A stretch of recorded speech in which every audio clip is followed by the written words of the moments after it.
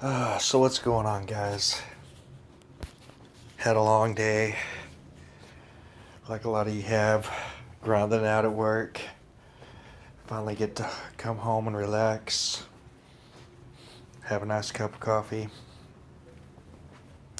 and got this little image here on your screen. And I know I got like half of you going, all right, this guy's a shill.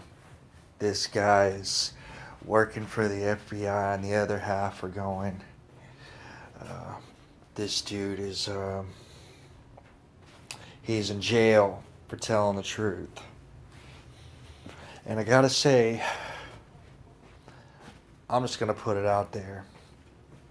And y'all can bring on the haters if you want, but I've seen a lot of people say, and I think this is a very true statement, that history is gonna tell who's on the right side of history. And hell, maybe all of us are. But as it stands right now, this man sits in jail, right? He sits in jail for trying to tell the truth.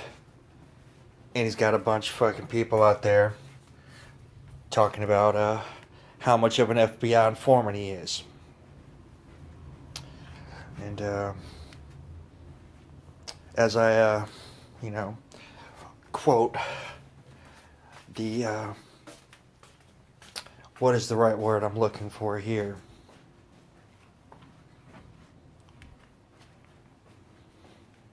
The word's failing me right now. I can't think of a good term enough to describe. Oh, I know what it is. The beyond reproach, Professor Doom.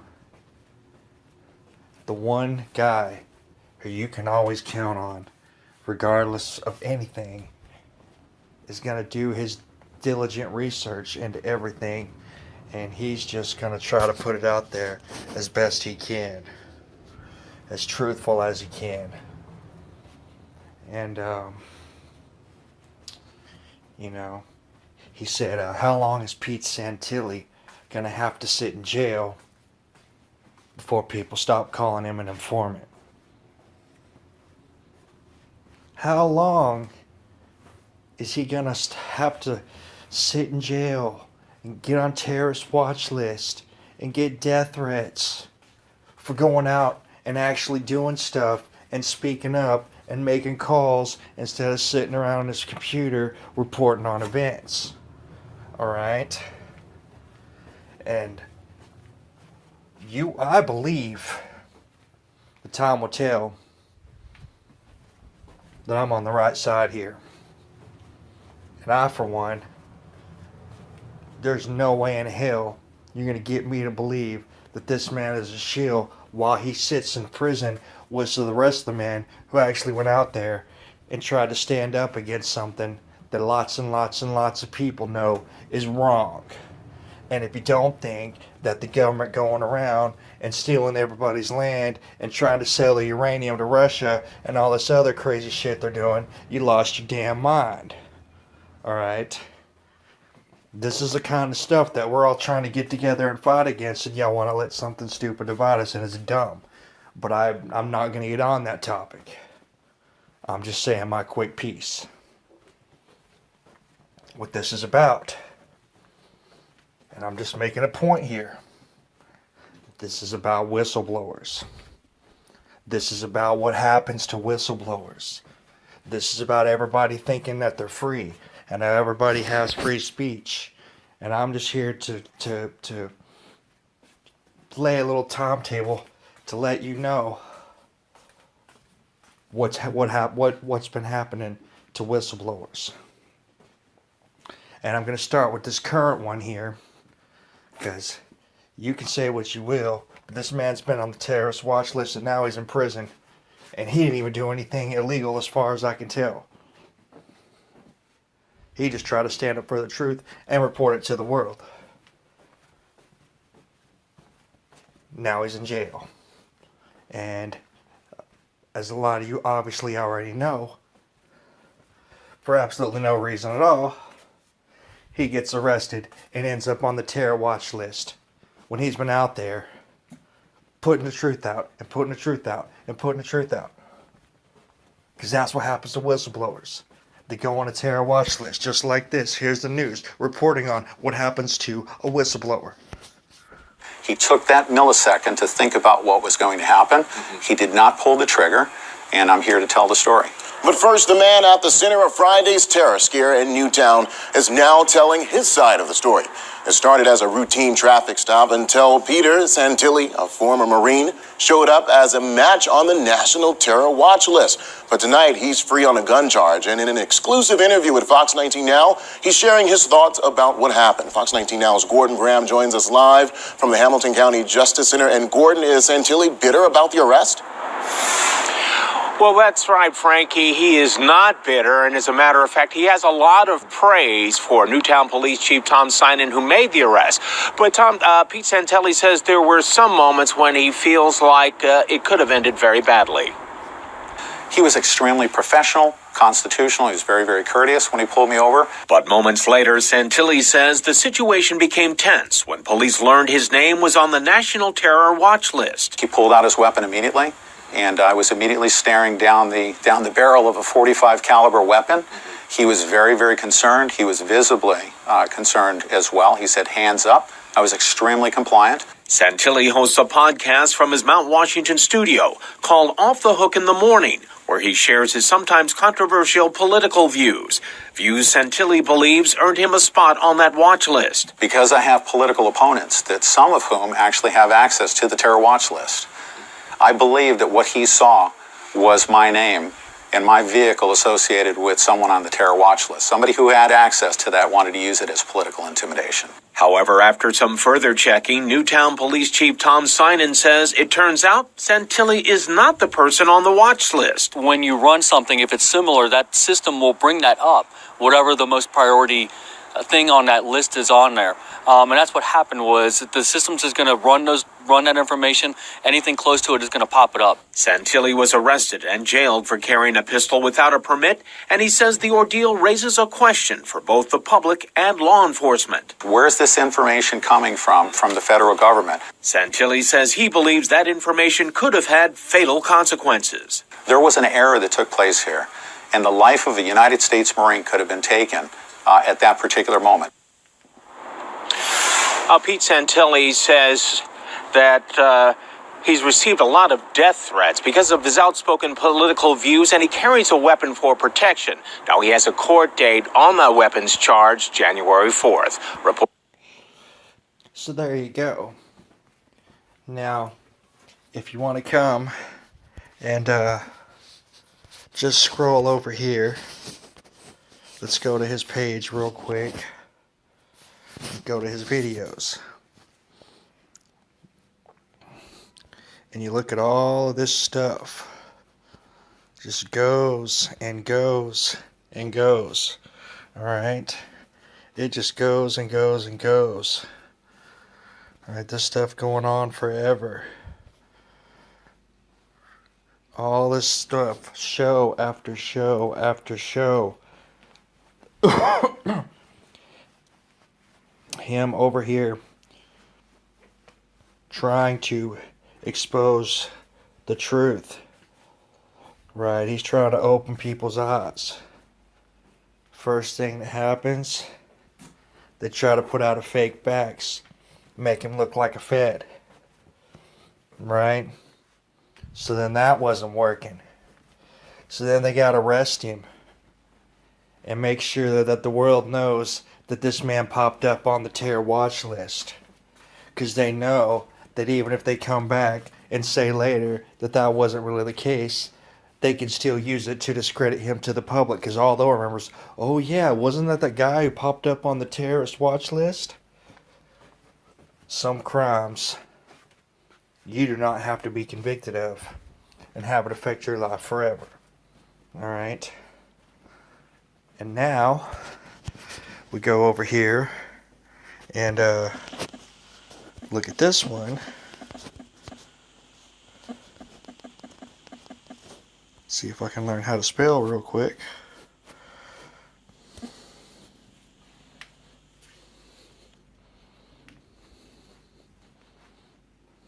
There it is right there. We're going to the courthouse right now. No, you don't go to the courthouse. Hello? You don't go out. And I'm not even going to play the video. Because everybody's going to say the same thing. As soon as he starts telling Blaine Cooper to try to do stuff to save the lives of women and children, makes him a shill, right? It's stupid. The man's still in jail, all right? And I'm only using this example right now because this is a very polarizing topic at the moment. But I want you to think about all the stuff that he did and all the stuff that's been happening to him. And then I'm going to go through and I'm just going to show you the stuff that's been happening to everybody else. And maybe as along the way, you'll start thinking, maybe this guy is actually trying to tell people the truth. But in reality, that's not even the point of this video. There's actually a pretty big player in this whistleblowing business that a lot of people may have kind of forgotten about or lost touch about, or actually there's even one that y'all might not even have heard about. All right, and I'm just kind of going through and I'm just gonna show you who a lot of these guys are and what they've been through. I'm gonna show you who some of them are that you may not even know of, and then I'm going to remind you of one that you forgot about and show you another patriot that we need to get behind and make sure that we don't forget. But let's call this Exhibit A, right? Truth teller in jail. All right, so let's go on to the next one here.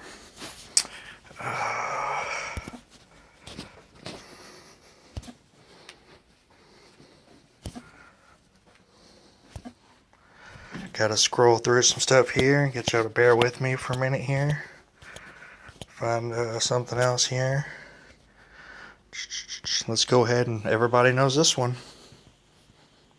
JFK. Everybody knows JFK got shot and killed in Dallas. Everybody knows that there's a big conspiracy about how he died, and the one shooter, and the multi-shooter, and all of that.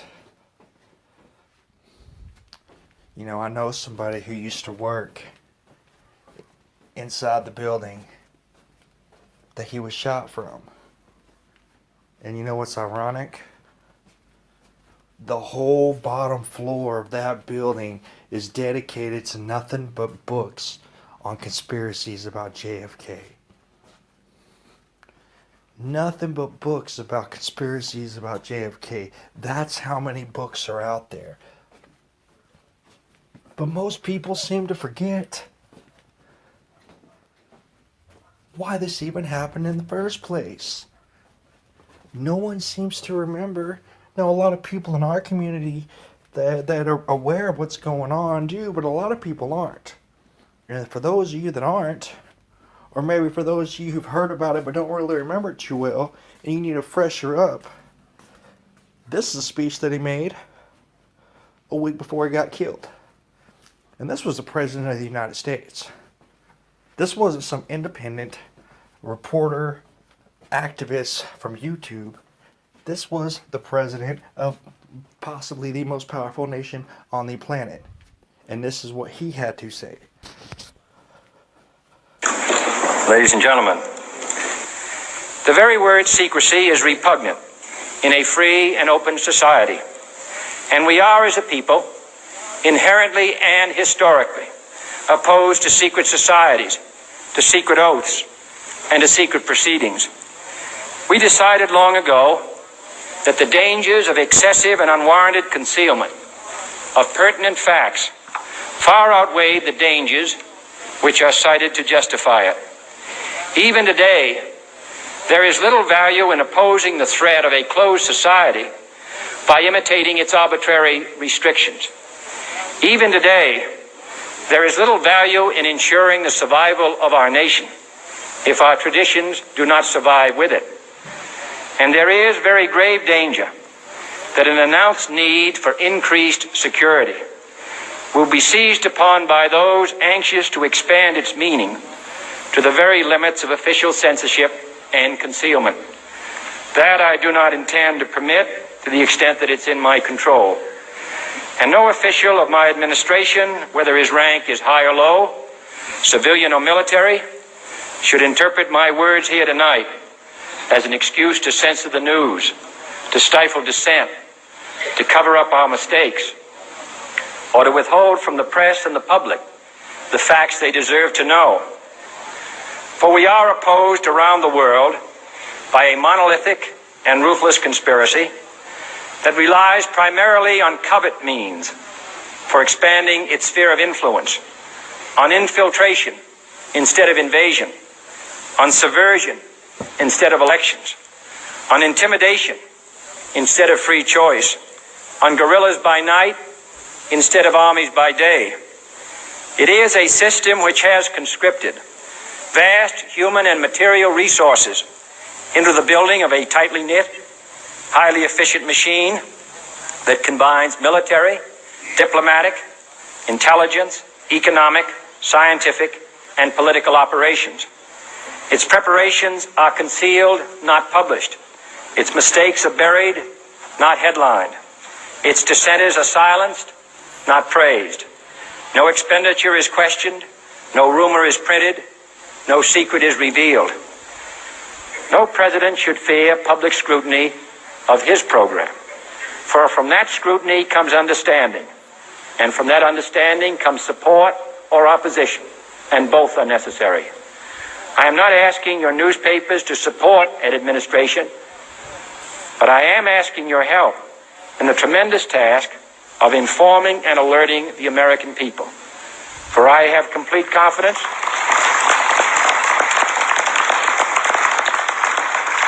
in the response and dedication of our citizens whenever they are fully informed. I not only could not stifle controversy among your readers, I welcome it. This administration intends to be candid about its errors. For as a wise man once said, an error doesn't become a mistake until you refuse to correct it. And that's a good chunk of it right there. That's a good thing to remember. An error doesn't become a mistake until you choose not to correct it. And that's a big problem that's going on now, isn't it? There's a lot of mistakes happening. A lot of this stuff that he's talking about where the secrets are buried and nothing is headlined. You see it every day. And this was back in the 60s. Look how it's turned out now. He was the president of the United States of America. In 1 week after he made the speech, he was dead. Can you imagine? Can you imagine what would happen if a president did that now? They may have had some technology back then, but they didn't have nowhere near the crazy kind of stuff we have now. And we got a lot of Republican candidates who, they may not be telling all of it, but they're coming out and starting telling you some of the truth. So are some of the Democrats, surprisingly.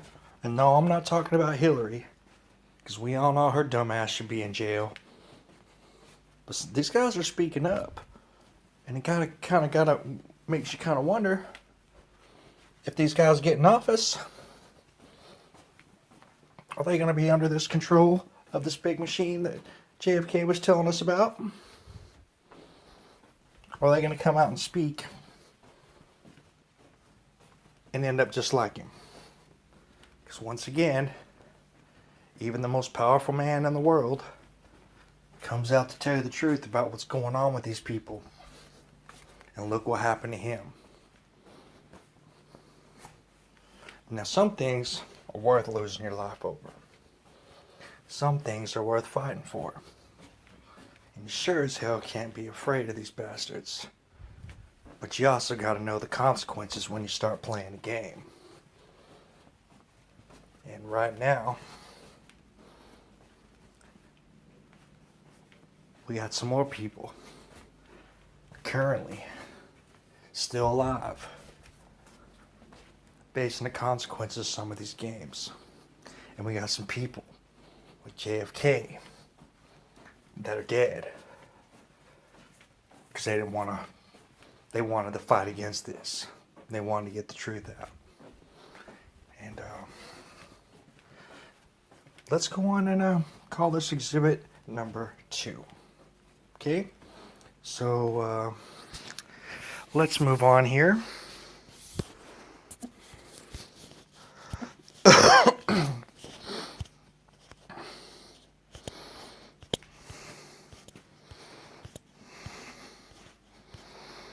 Let's go to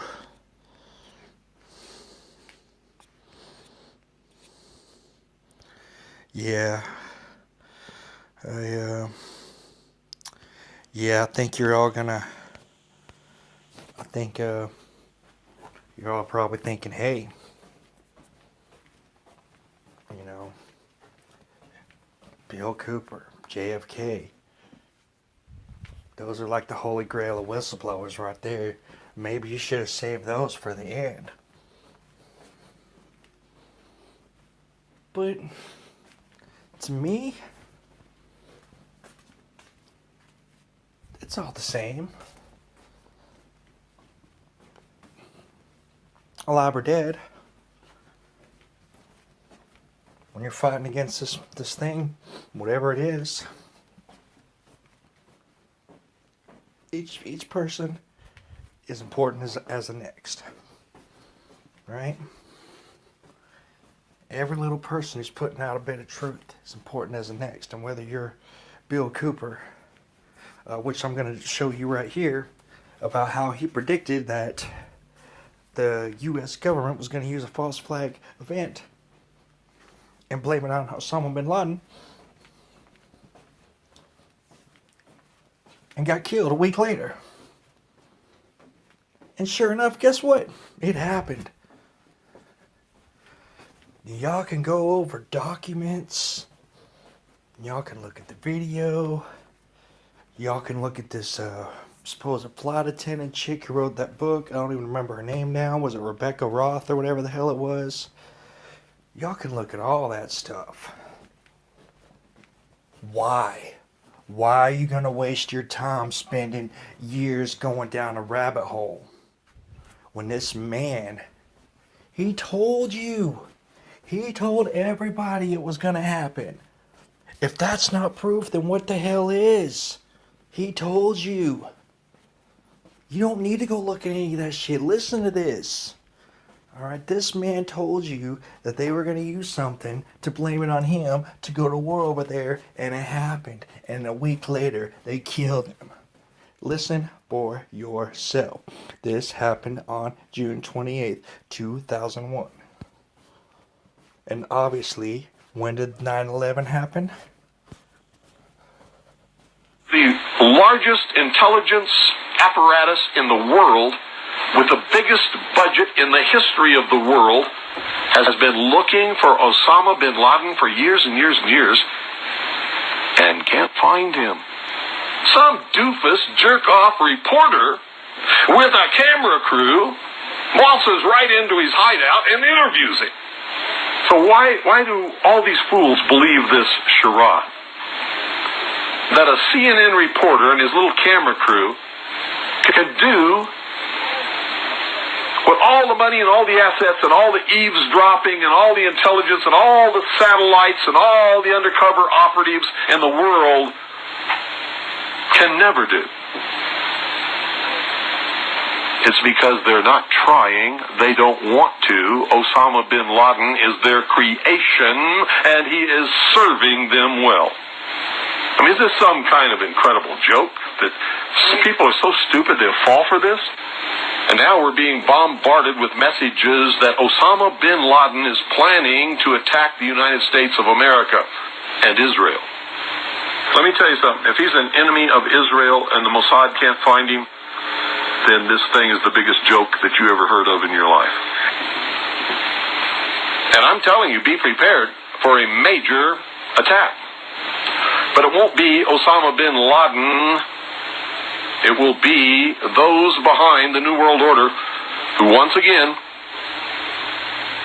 want to take the guns and the freedom away from the American people, because we're the only ones left in the world who can oppose the destruction of freedom in the world and then the implementation of a one-world totalitarian socialist government, and that is the goal. And whatever is going to happen that they're going to blame on Osama bin Laden, don't you even believe it. Another social illusion, social engineering project to change the minds and the attitudes and the beliefs of the people of the world, and especially the United States, to bring about one world socialist totalitarian government. I wonder what Osama bin Laden's targets are supposed to be.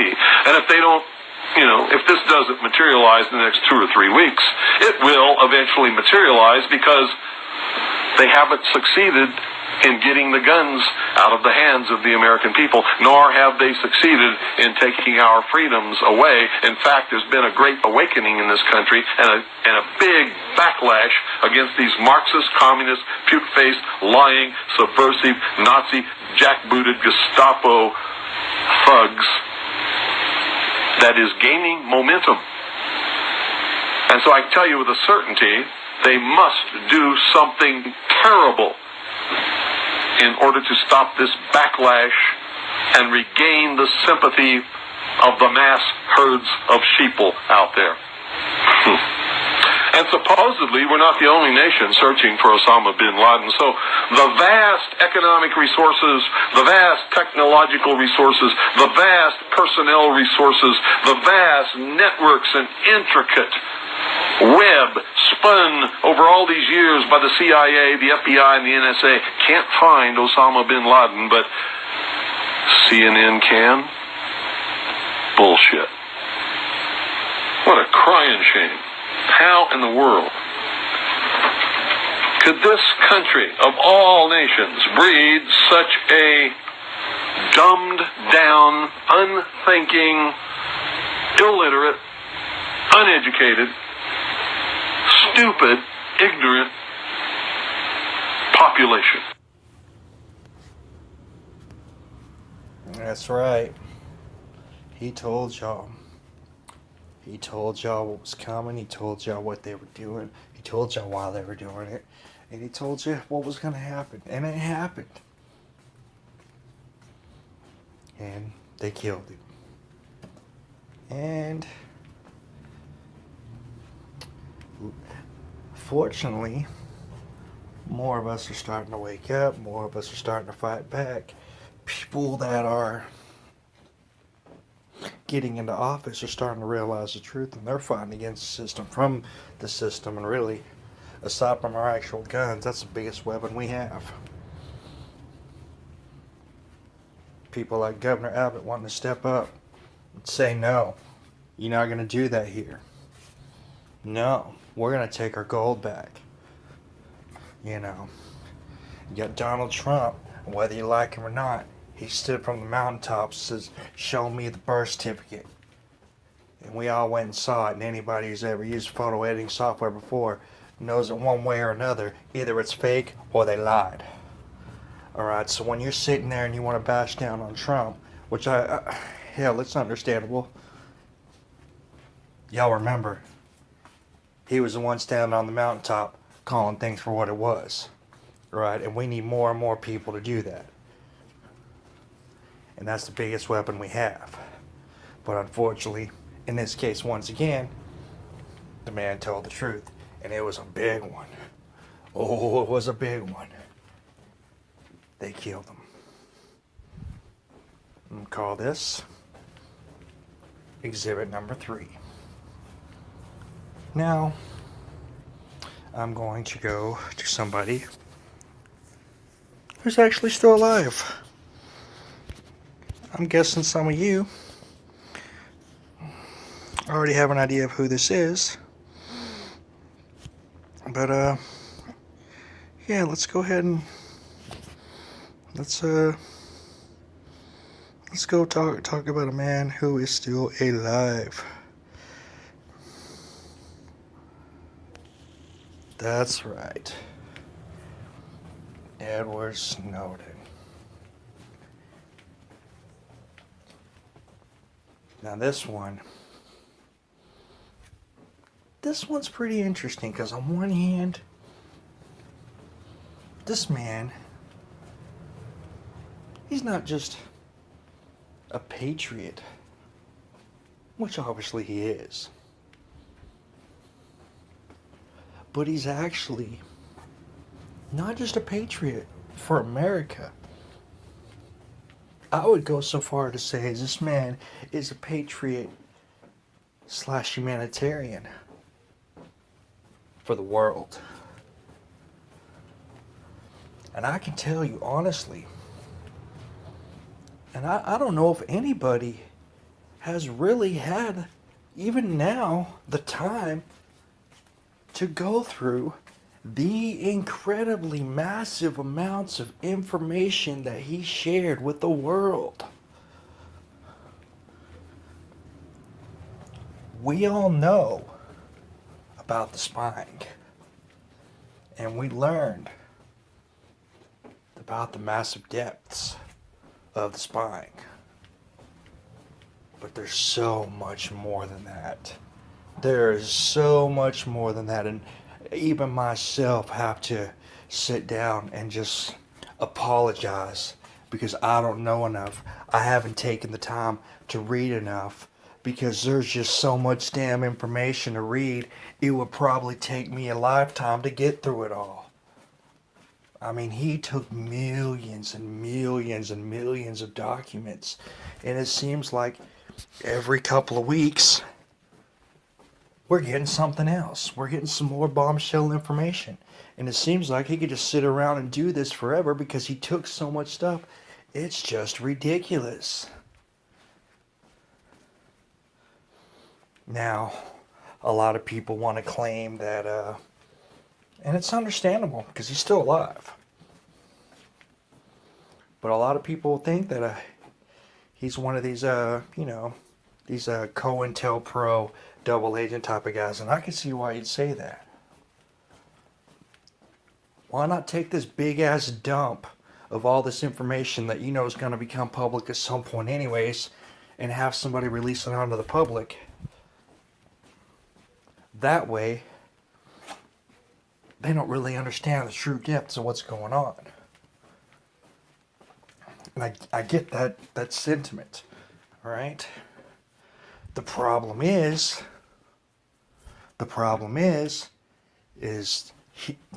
there's so much stuff and such crazy stuff that he releases.